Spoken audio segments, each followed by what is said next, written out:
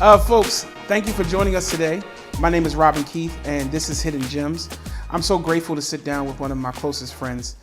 His name is Julius Walker. My man Rob. What's up, bro? I'm good, brother. Congratulations on the podcast, bro. Hey, man, this was an idea that I came up with, and I was like, yo, I kept pitching this idea to like different people. Just the idea of sitting down with folks that normally don't have the platforms to talk, or probably would not normally talk because they're always working or they're behind the scenes.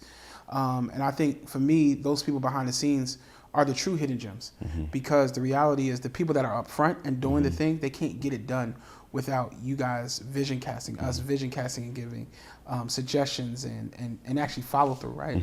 And you're one of the people that I know and I see who consistently is following through.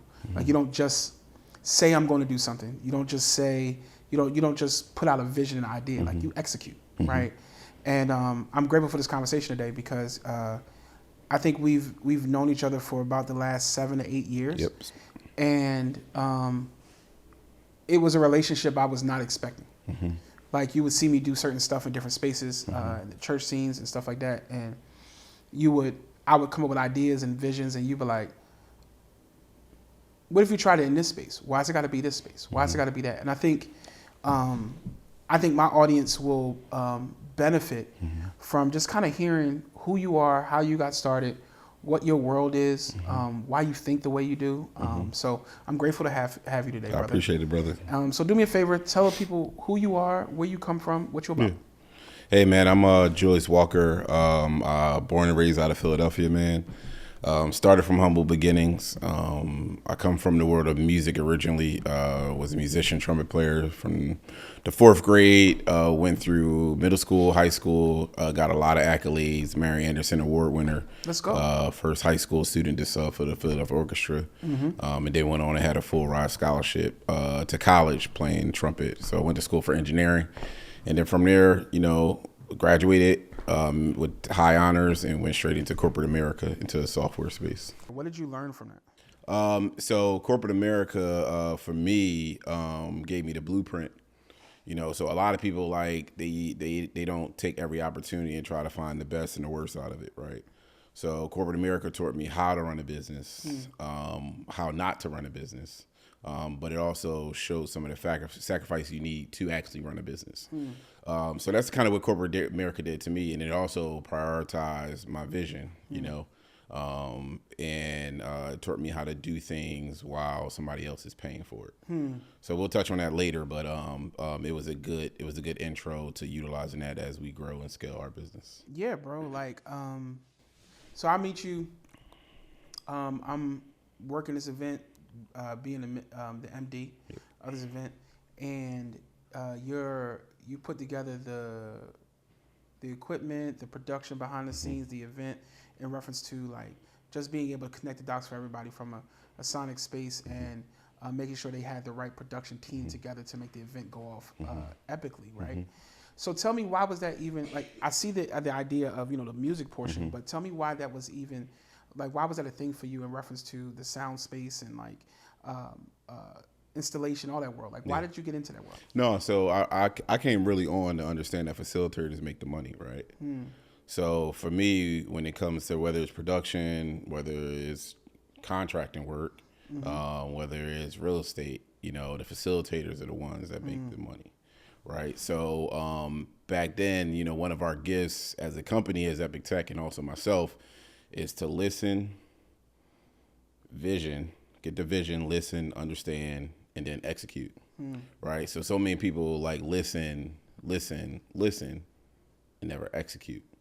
So early on, I've always had a level, because of my musical background, and being high regarded on the musical side, gave you that discipline of execution. So when we first met, and somewhat of the church world, sometimes they never experience high level of production. So it's pretty much like this volunteer does that volunteer does this, volunteers don't talk, and then pieces get dropped. But from a production standpoint, just making sure that all those variables come in place. Like, You know, if you're putting a stage up, like what side are we entering the stage? You know, like do we have enough space when you have singers? Like is the drummer in the right location? Sonically with all the microphones in place, like are we in the right locations? So early on, that's kind of like how our relationship happened because you were talking a language that I understood, but I had the know-how and our team had the know-how to actually facilitate it. It's funny because even in that situation, like I put together the band, and it's an outside event and it's a church event, right? So there's a line that I have to kind of like walk in reference to what's being played.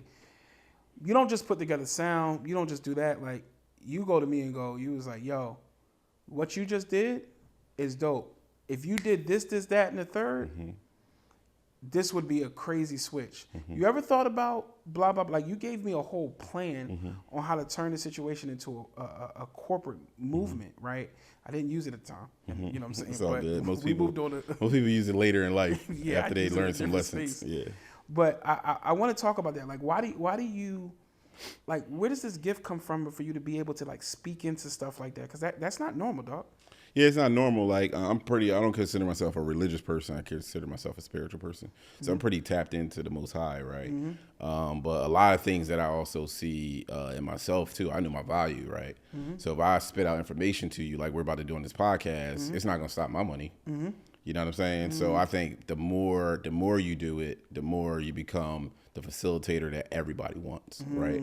So when we go into different environments and we see something, you mention something, but I know it might not be this week, but there's going to be a healthy invoice coming on for that knowledge later on down the line. So, you know, the short-term play to a long-term play is what people mess up at. So as we grow and as me as a person, I'm a long-term play guy. I'm not a short-term, right? So from a knowledge standpoint and from like understanding how to navigate in this space of life, business, you know, your spiritual walk, all that. You know, a lot of people are short-term casting instead of long-term. People are short-term casting instead of long-term. What do you think? Why do you think people are like that? So, you know, a lot of people like for our culture, say for instance, like we've had things articulated to us over time that put us in a mindset that's been generationally given down to us. Like, you know, like we're a lack, like we don't have the skill set to perform. You know, in our space, there's not a lot of African-American male or females that's in the rooms that I'm sitting in, right? On this tech space that's doing designs in corporate buildings in New York right now.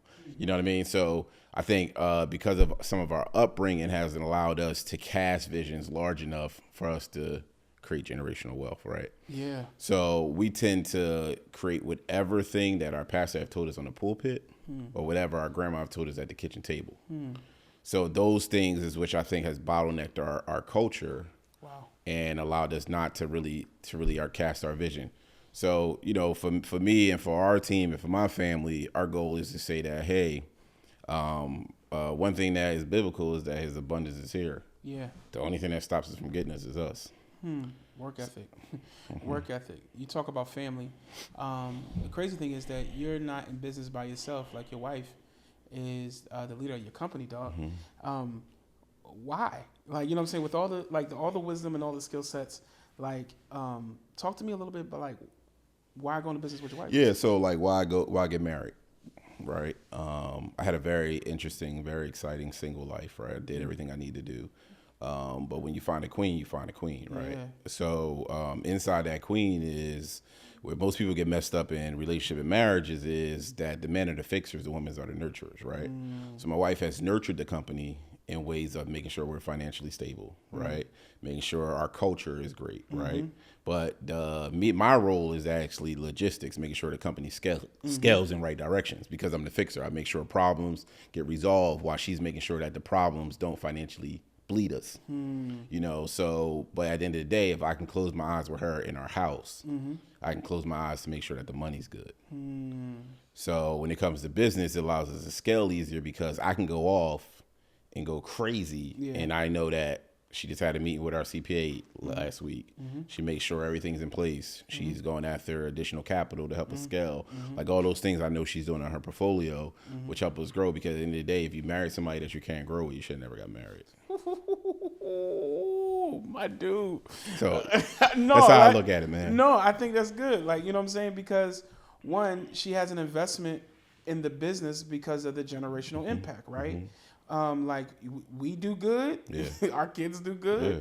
Like, you know what I'm saying? Like, also, I think a lot of times you have husbands that don't see the value in their wives, Mm-hmm. right? They see them as just the nurturing piece in just one space, Mm-hmm. but they don't know how to unlock the natural gifts that God has put in their spouse, and sometimes that wife is left feeling like the second fiddle to what they got going on. But what you're talking about is collaboration, right? Like where did you see that? Like where did you see that developed in? Yeah, so like we had a serious conversation when we first got married. I had a high level of success very young from my background, being an engineer, designing systems all across the world. Then I went into sales, and I was the top sales guy when I decided to leave corporate America, making a few $100,000 a year.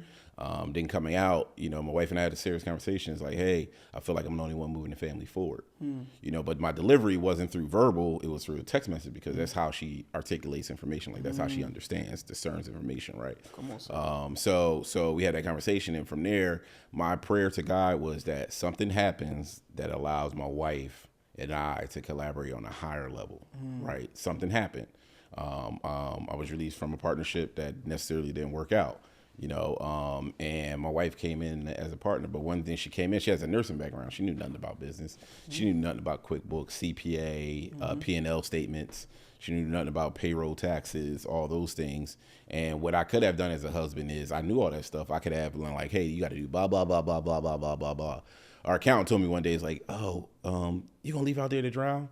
I said, no, I'm not gonna leave out to drown. One thing my pop said is, as the leader of our family, is that he sits in the air traffic control unit, like looks up top and sees all the plane moves. I was seeing her moving in business, but for me to actually facilitate and give her the information, it's different when you learn something and then when somebody just tells you, right? So everything that she's learned in business, she's learned on her own. But I validated once I understand she learned it. She spent the time getting the information. I remember we had a conversation, and I told you, I was like, yo, I'm tired. I'm like, dog, I'm tired. Mentally, I'm just like in between projects. I was like, what time? I said, he was like, what time you go to bed? I was like, I think I went to bed at 3 in the morning. I had to get back up at 8. And he was like, good. Why do you have that mindset? So two things. You got to take care of your body, right? So for me is I know how much sleep my body requires, right? And I'm married to a nurse, right? My wife, I take stuff that I don't even know what I'm taking. I just take the pills, take the drinks, take the apple cider vinegar, all that stuff. We just do it, right? But I think the thing is in anything in life, it requires discipline.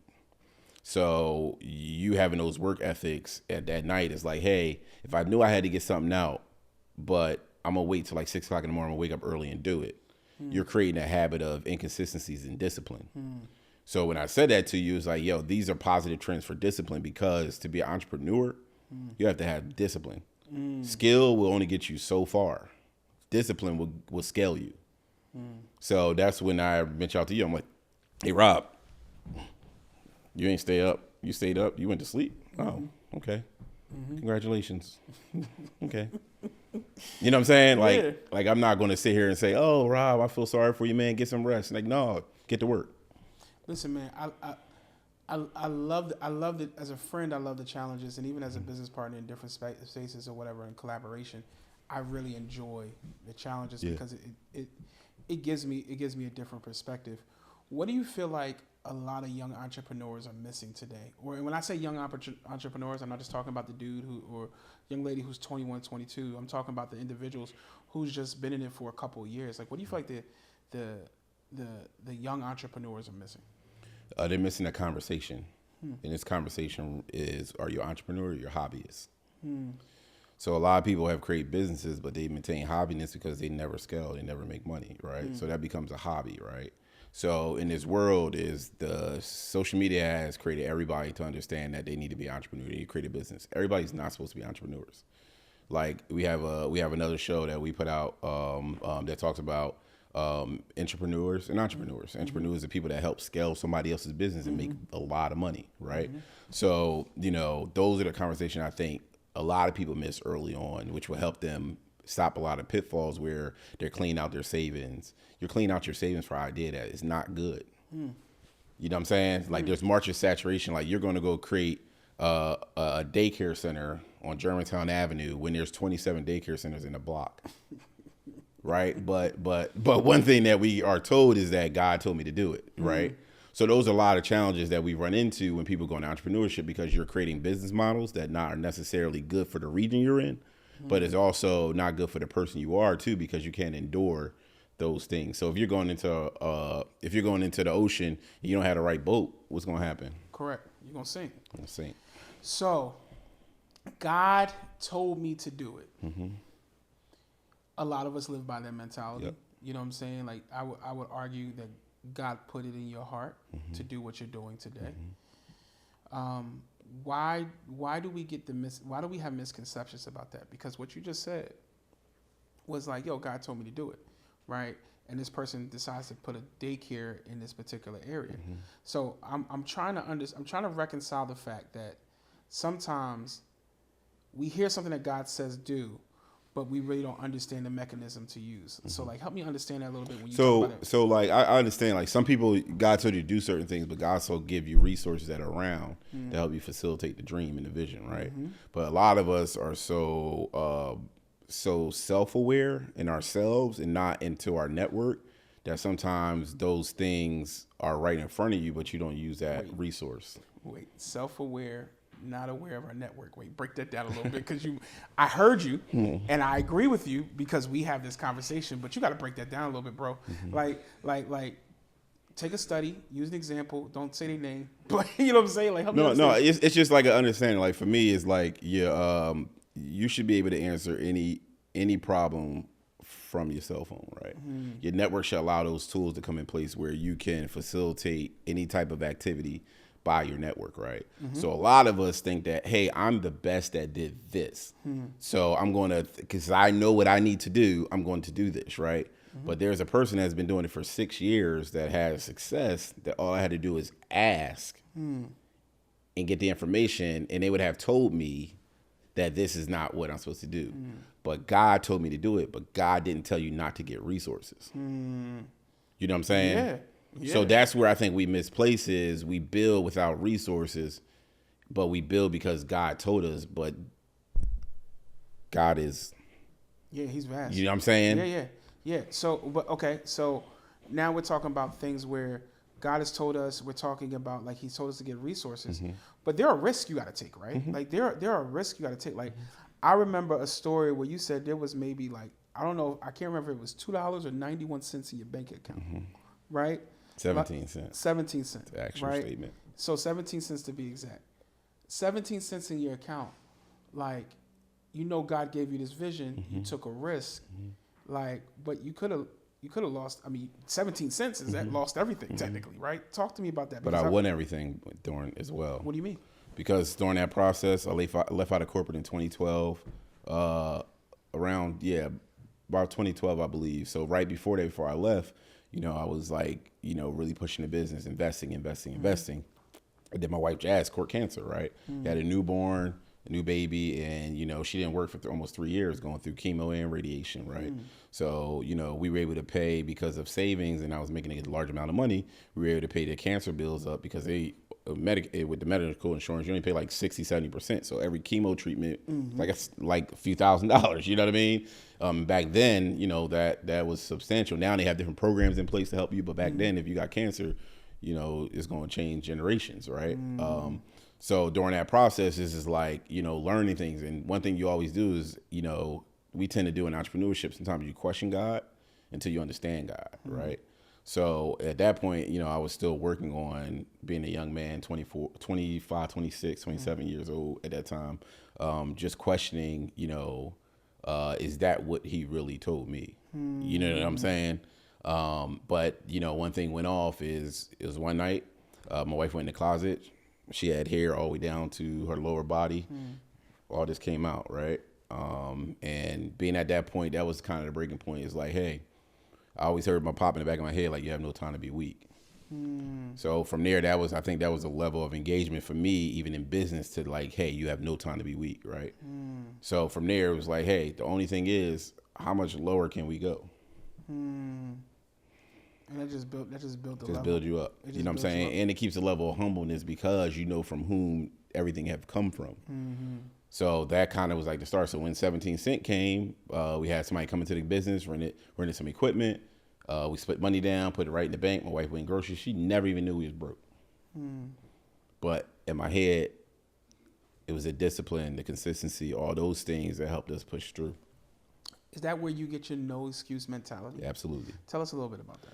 So my no excuse is like, where are we at right now on this top of the soil, right? Mm-hmm. So there's a lot of people that went under the soil last night, right? Mm-hmm. So that's one of the things that keep me going is like, hey, we're here another day, right? We able to clock in, right? Another thing is that there is a vast amount of opportunity out here. We just get in our own way, right? If I've traveled the world, I've seen a lot. I've been to every state in the United States of America. I've traveled to multiple countries, right? People are living differently. Right. If you ever ventured over to the Middle East, like it will blow your mind the amount of resources, the capital, the things that they're doing in that area, in that region that we're not necessarily even our mental capacity can't even perceive it at this point because we've never seen it. Right. So once you've seen something, it's hard to erase it. So I've seen some things that has caused me to have such a level of consistency because I've seen what's possible. Now I've seen what's possible, but I also spiritually understand what's possible. So when you add both of them together, it's lights out. Bro, like, as you're talking, people's minds are going. They're thinking about their plans. They're thinking about, like, yo, I'm about to go implement this today, right? But somewhat, it could communicate, if we're not careful, it could communicate success is quick. Like, help me understand that mentality. Is that a thing that people can live by? So the world of the internet, people are getting a lot of success quickly, right? So there's different type of success levels, right?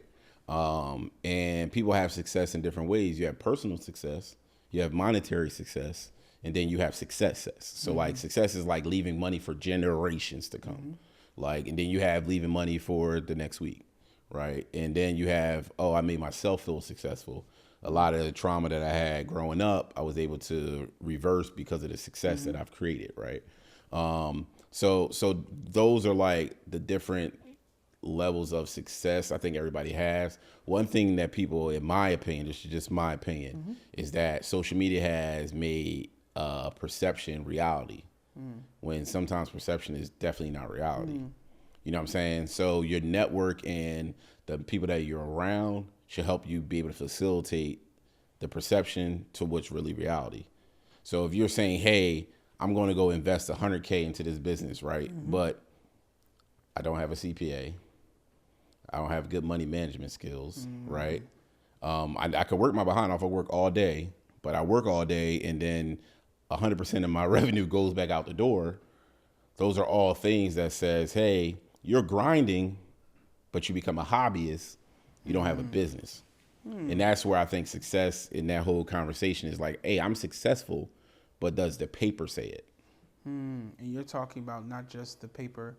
You're not just talking about the financial aspect of the paper. You're talking about like the disciplines and all those things that kind of come along with that. It's very interesting because we do have a mentality where we go grind, right? We go like, let's grind. And some of the pitfalls that I've run into in business is like, now that I step out and become a business, it's not like I'm collaborating with people. I end up going into the same mentality where I start working for people. Like, you know what I'm saying? It's just like, I've changed my 1099. You know what I'm saying? I've changed the name of the company, but the mentality still stays the same. And you had to help me. Like, we're in mid-season of you helping me get out of that mindset. And I really, really appreciate that. But help people understand that, because like there's like, you could be grinding and it's like, attaboy. Like, you know what I'm saying? You could be grinding and you've been grinding in the wrong way. Like, talk about that a little bit. So I don't like the word grind. I don't like the word trying. Like, my acronym for trying is a terrible reason why individuals never grow, right? Because everybody's trying to do it. Like, just do it, right? You know, and grinding, no, build. Because when you're building, it's going to require hustle. It's going to require grind, but you're building. Like, you're building, you know, if you're building a house and you start on the first floor, at some point you're going to have to build the roof. You know what I mean? Like if you're building a car, you build the frame, but at some point for that thing to move, you got to put a motor in it with all the other pieces, right? So you can hustle and build the frame, but you still don't have a motor and wheels. So it's like a mental shift of saying, hey, I'm not grinding, I'm not hustling, I'm building. And it like tells your whole mind, your body, it moves it all around. So when you're making a sacrifice, when I have to call my wife and say, hey, we on this project, I'm going through design drawings, it's gonna take a little longer. She'll be like, hey, I know you're building. Do what you gotta do. Do you remember a time when you were in that space where you were grinding and versus building? Oh yeah. Like I think when we made the conversion over business wise, it was a grind. Like when people were saving up for COVID, we was building a business debt free. Like we were changing out a facility with no loan. It was done through savings, and that was a period in time where I think we were grinding to build something, right? But in our language, we were never grinding; we were building, right? We were building for scalability, like we were building to scale. We never used the word grinding. You never use the word hustling, you know. So I think just a small switch in your verbiage will change your mindset. You know what I'm saying? Financial stewardship seems like it's a big component for you. Why do you feel like that is so big? Because I hear you talking about having, like you're talking about having a surplus at a certain season, being in a place where you didn't have it, but now you're debt free. Why is that so important? It's so important because at the end of the day, the two things that can change your business is power and finances, right? So like everybody wants to grow, but if you don't have sales, you can't grow. You know what I'm saying? So like you have an idea, but you have no clientele that's buying the idea. So you cannot grow this thing, right? So, but also being able, because now we're in a season where things move fast, right? Opportunities present themselves, right? So the individuals that have assets and are liquid can bust moves faster than the individual has to go and get it. So one thing our CPA said is go get money while you don't need it. So when you do need it, you have it. So if you need to go get a line of credit while your business is good, do it now, because once you mess up your credit score and your business credit score and your personal, you're not getting a line from nobody. You know what I'm saying? So it's like all those tools you're using, but that's the indication of like, hey, am I building something or do I have a hobby? So would you say this is the difference between making money and building wealth? I believe so, yes. Absolutely. Okay, what do you feel like how do you think we get that we have that thing confused? Yeah, so I think it comes, reading a few books now, and one of them said is like, we're talking about like our biggest thing in our culture is like, we gotta like make the wealth gap smaller, right?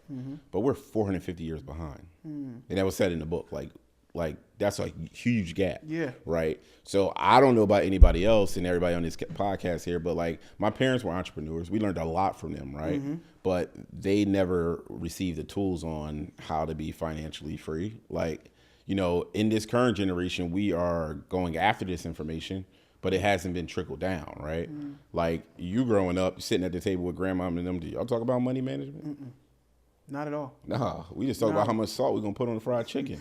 We talked about that. We talked about how many eggs we got to make for breakfast. You know what I'm saying? Like we're going Christmas, we're going to JCPenney's and getting stuff that we shouldn't be buying and wrap it up and then take it back right after Christmas is done.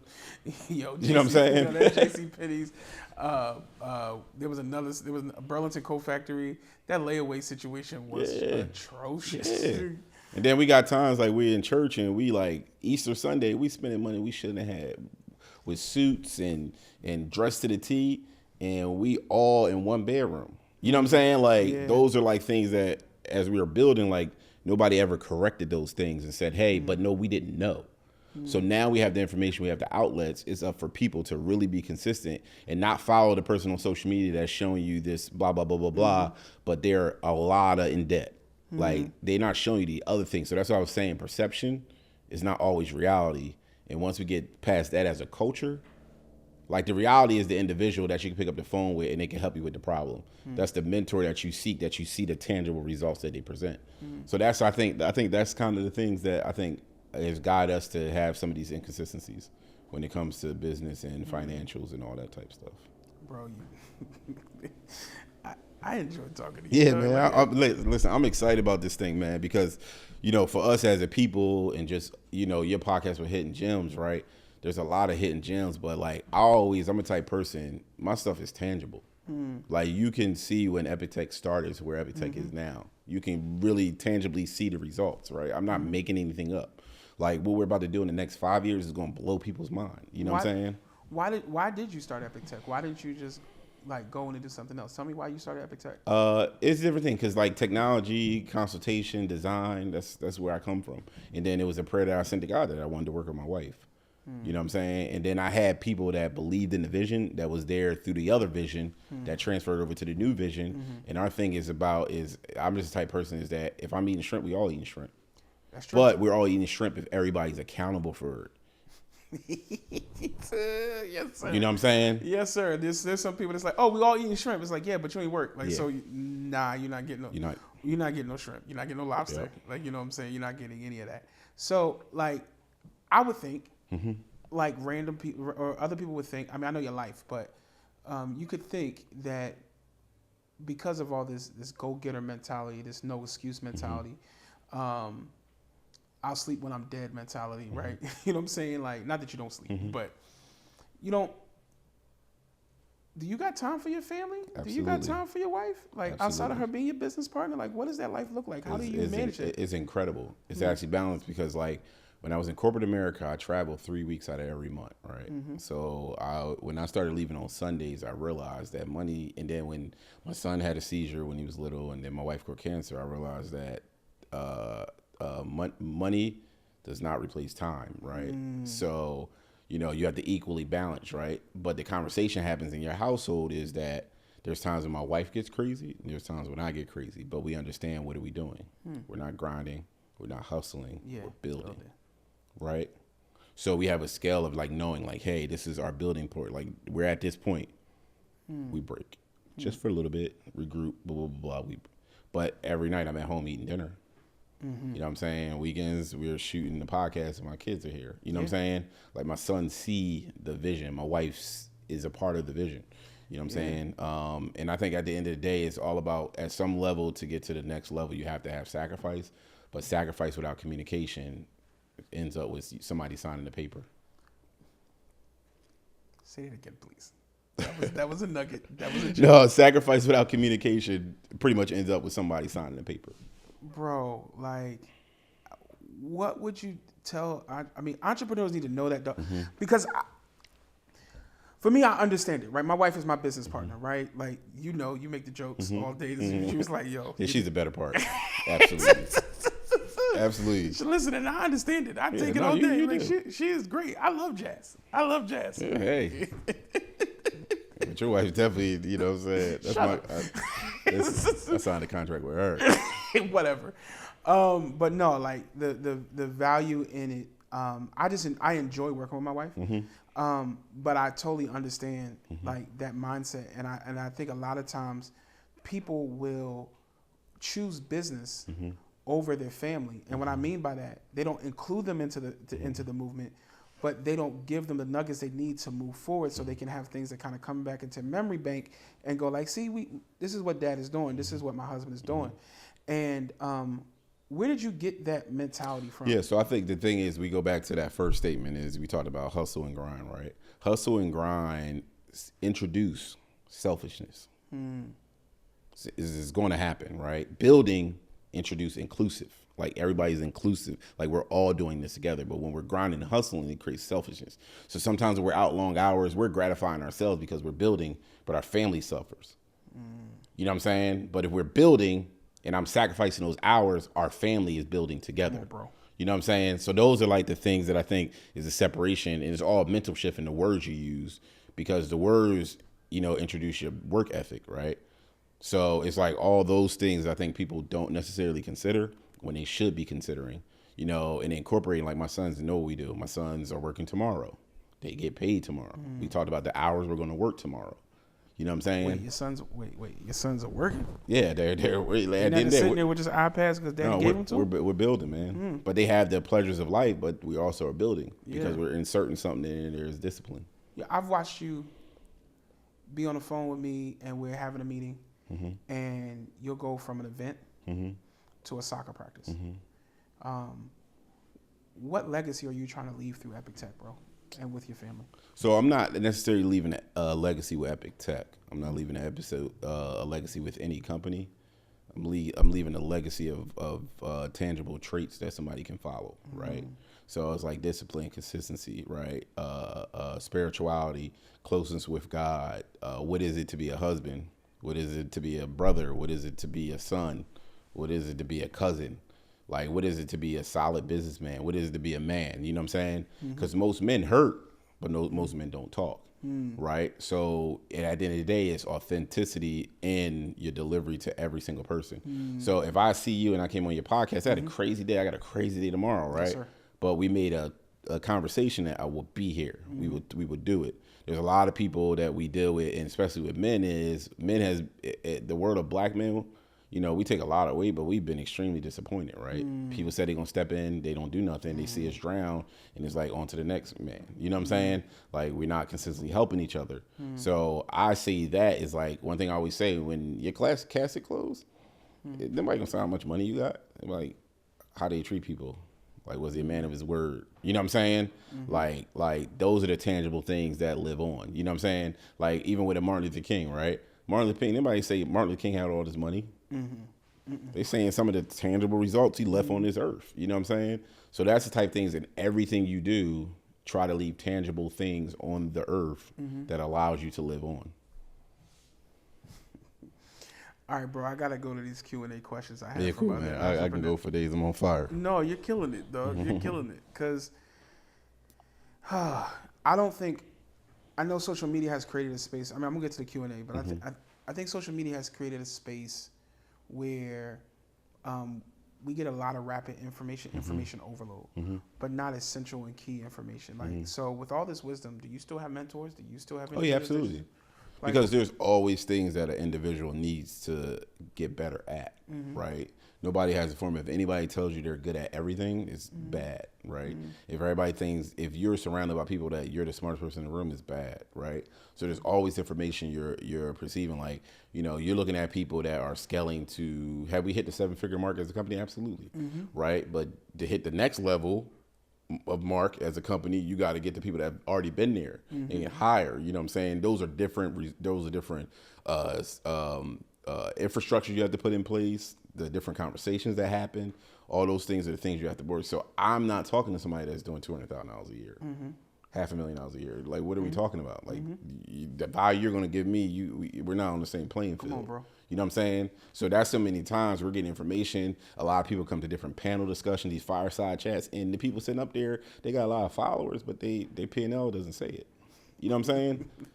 So those are the things that I think, like, you constantly have to have, but find that person that you want to scale up to. Yeah. You know what I'm saying? And that's within business, that's within personal.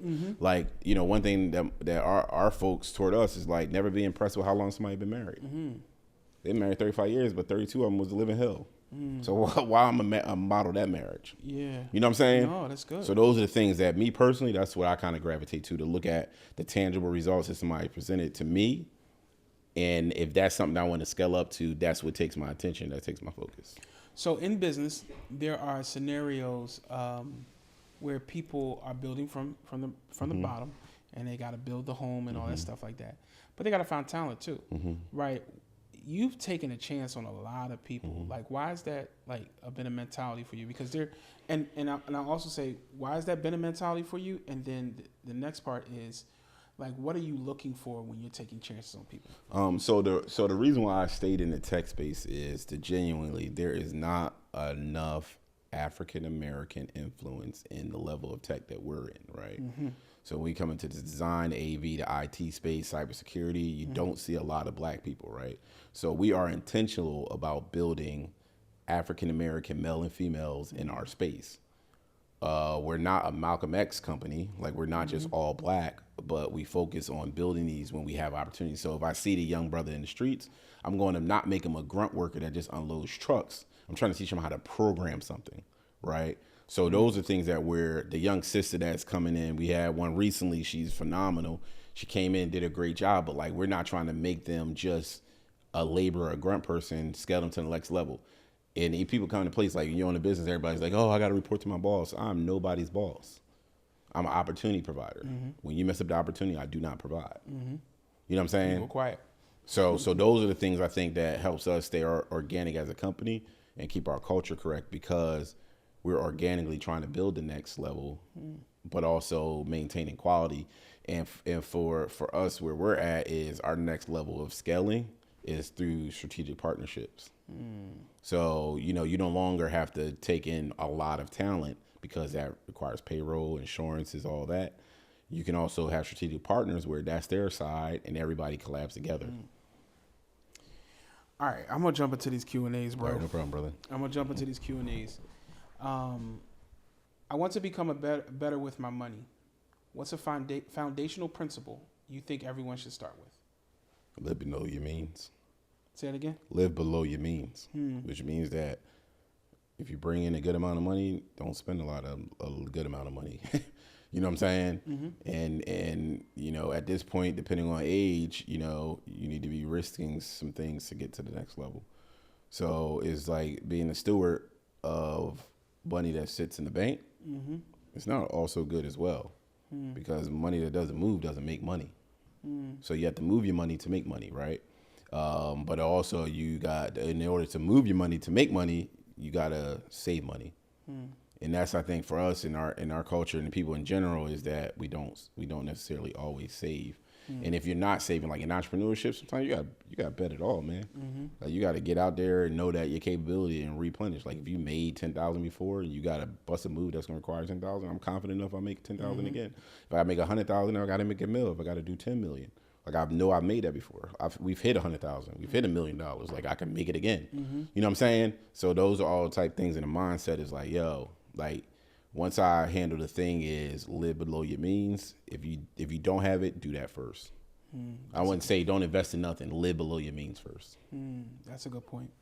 What would you say to aspiring entrepreneurs who feel limited by stereotypes or lack of representation in their industry? Be a disruptor. Talk about that. Go in there and be you. Especially if you're a believer and you're a child of God, the door is open. Yeah. Bust that joint wide open. Because if you prayed for it, and you've heard his answer, that door will be open and more things will come faster than slower. And everything's about pace too. If you're moving, there's certain things you move fast and there's certain things you let mature, right? So just keep consistency, and the less people you tell, the more you grow. I want to build a business, and I want to build it with my wife, but I'm better at stuff than her in some areas. What would you say? So would you have that same conversation with another employee?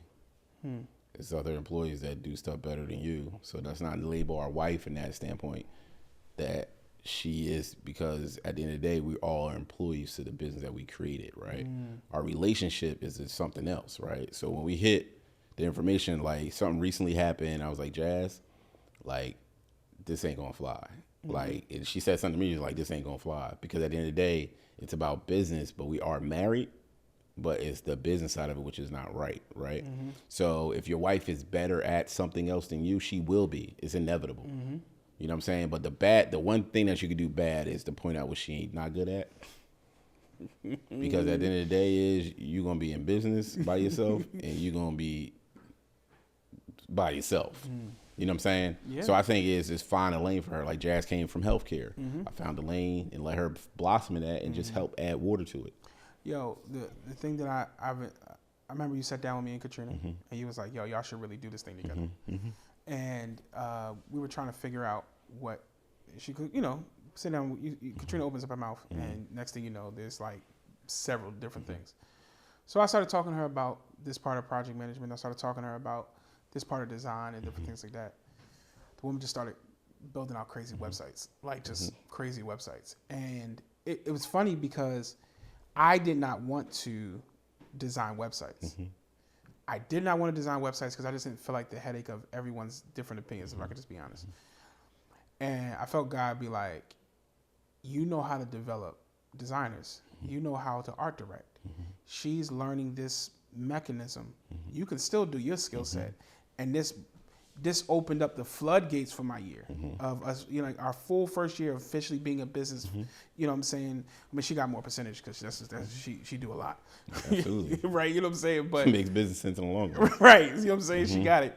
But like legitimately, I walked away going like, yo, I'm still able to be me, right? And she's still able to be her. But now we've unlocked a whole nother entity that is bringing in different amounts of money and is changing the way that I even market and communicate what we do at Sunbright.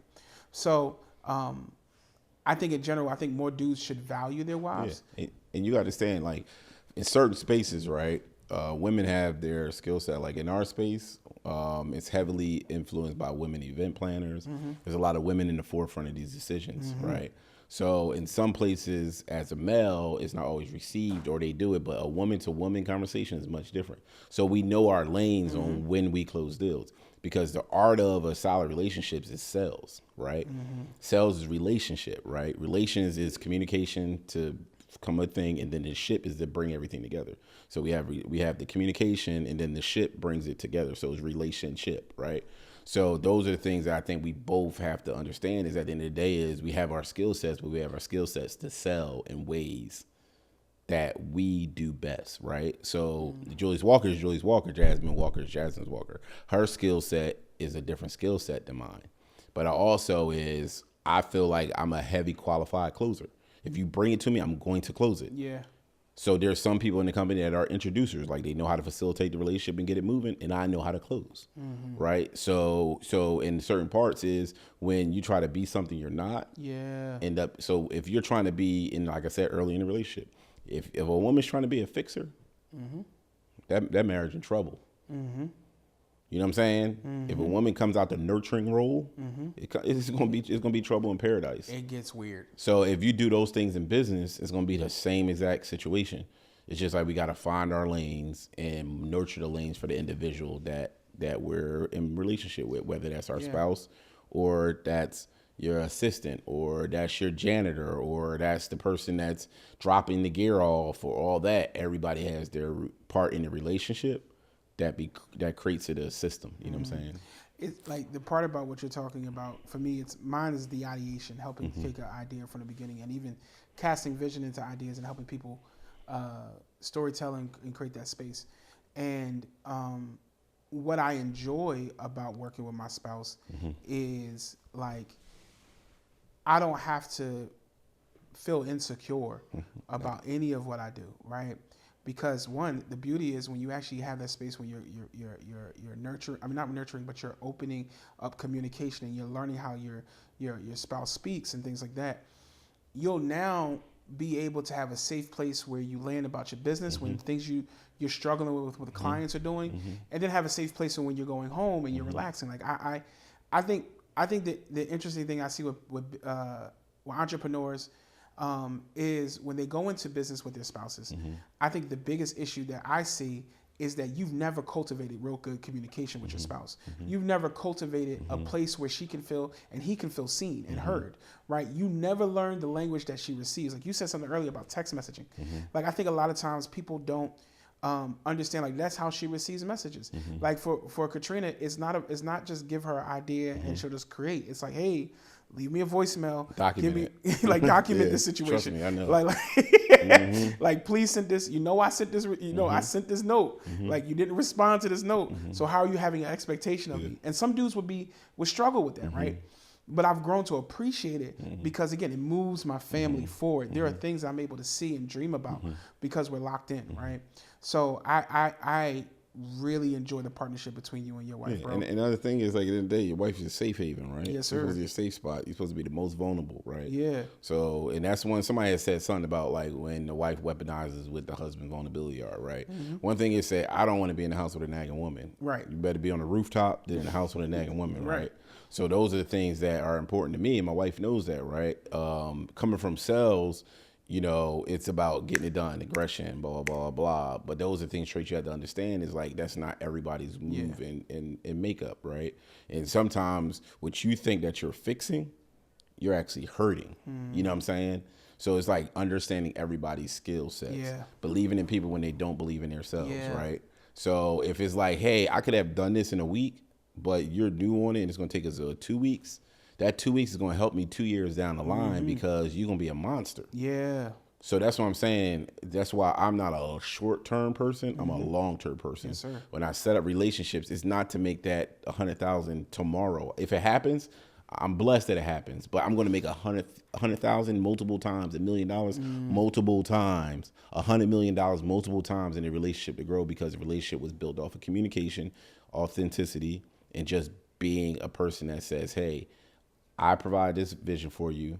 I delivered the vision, and I continue to deliver the vision." Ladies and gentlemen, this has been amazing episode for me because you get to sit with an individual who is, like I said before, means a lot to me. Being able to kind of like sit down and talk with a partner of mine, a friend of mine, a brother who has not only exposed me to opportunities, believes in me and challenges me. Like, you know what I'm saying? Like these conversations that he's having right now, is a little bit locked in and a little shaped for public consumption. But you need people like this in your life. I think it's very, very important that we find people that we can share our hearts with and talk about the vulnerabilities of being entrepreneurs. Because the reality is, until we actually know where your breaking point is, we don't know what you need. Yeah. Right? And so, bro, I thank you. Yeah, I appreciate the platform, man. Yo, It's been good. It's a pleasure. Yeah, it's been You'll good. Be back again. Oh, yeah, all good, man. You'll be back again. Yeah, and I think you're providing information with people that genuinely need to understand. And if I could leave anything with anybody is if you believe it, create the discipline for the belief, but also execute the belief. And if you do those two things, the sky's the limits with your belief system. So those are the things I think that people consistently do and be authentic. And at the end of the day, mentally you should shift as you elevate in financials. But also, if you're a great person, continue to be a great person. Yes, sir. Yep. Well, ladies and gentlemen, thank you for joining us today on Hidden Gems. My name is Robin Keith. This is Julius Walker. Y'all have a great day on purpose. Yes, sir.